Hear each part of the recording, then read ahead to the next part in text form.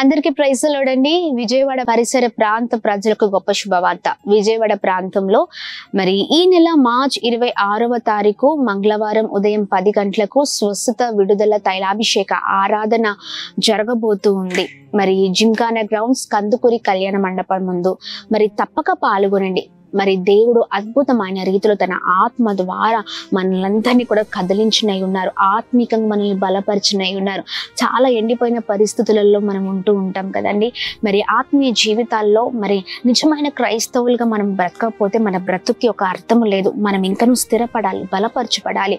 మరి ప్రతి సమస్యని ఎదుర్కోవాలి అంటే దేవుని బలమైన మాటలు మనకు ఎంతో అవసరం. మరి దేవుని బలమైన మాటల ద్వారా ఆయన మనలందరినీ కూడా బలపరిచినై ఉన్నారు. స్వస్థత విడుదల ఆరాధనలో మరి దేవుడు అద్భుతమైన రీతిలో ఎన్నో ఆశ్చర్య కార్యాలు జరిగించినై ఉన్నారు. బలహీనతంగా ఉన్నారేమో, మరి దేవుడు మిమ్మల్ని బలపరిచినై ఉన్నారు. అనారోగ్యముతో ఉన్నారేమో, ఆ అనారోగ్యం నుంచి దేవుడు స్వస్థపరచబోతూ ఉన్నారు.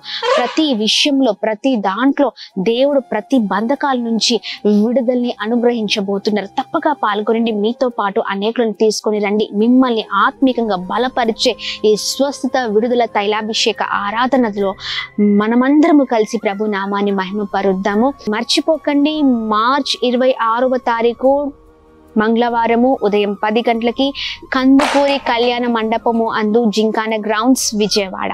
Praise the Lord. May God bless you all.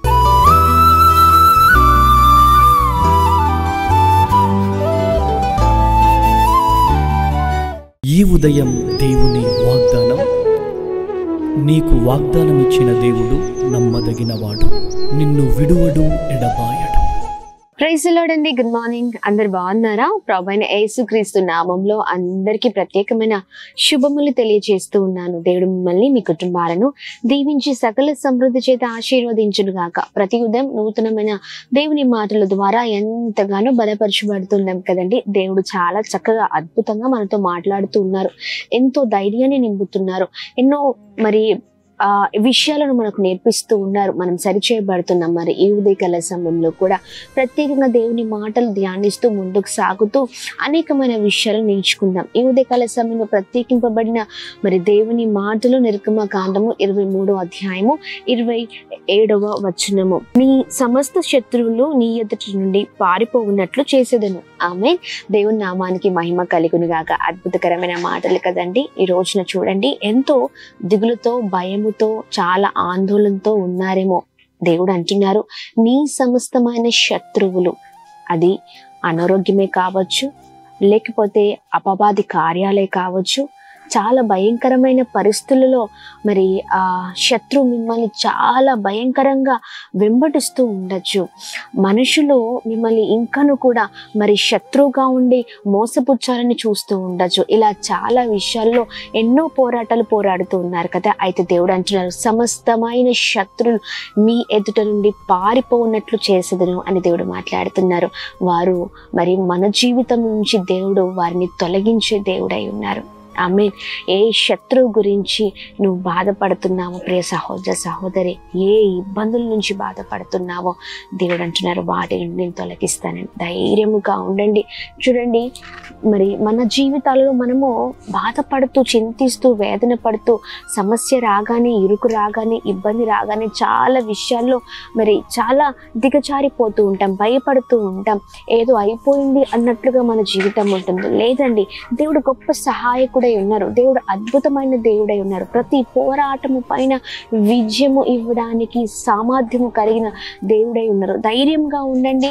మన దుఃఖ దినములను నాట్యముగా దేవుడు చేయబోతున్నారు. కన్నీళ్లను తుడిచే దేవుడై ఉన్నారు. ఉదయకాల సమయంలో మరి ముందుకు సాగుదాం. ఈ విషయాలను బట్టి ప్రార్థన చేద్దాం. మరి గొప్ప రీతిలో దేవుడు సహాయము చేయనై ఉన్నారు. Praise the Lord. ఈ ఉదయకాల సమయంలో మరి ఏ విషయంలో బాధపడుతున్నా దిగులు పడకండి, ధైర్యంతో ఉండండి. దేవుని ఇస్తున్న వాగ్దానాన్ని ఎత్తిపట్టి ప్రార్థన చేయండి. ఇంకా నమ్మకం, ఇంకా ప్రార్థన జీవితం, ఇంకా విశ్వాస జీవితంలో ముందుకు సాగుదాం. ఏ విషయంలో వెనకపడకండి. ఆమేన్. మరి ప్రార్థన చేద్దామా? ప్రార్థన.